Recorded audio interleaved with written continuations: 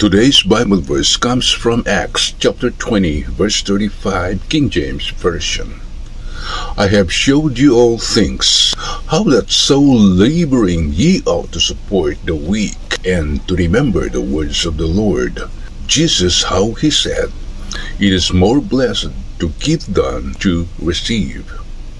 Acts 20:35 states that it is more blessed to give than to receive, a quote attributed to Jesus by the Apostle Paul.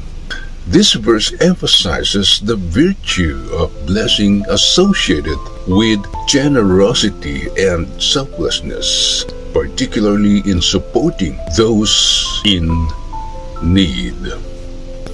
Here's a more detailed explanation. Number 1. Context. The verse appears in Paul's address to the elders of the church in Ephesus as he's departing.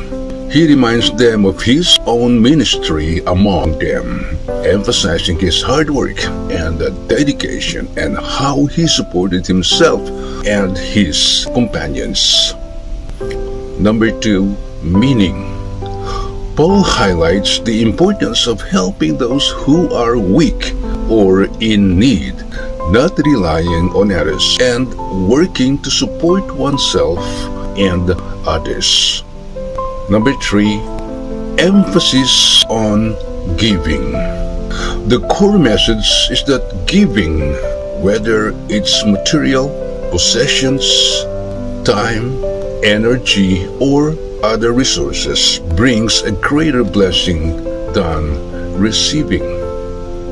Number 4. Jesus' teaching.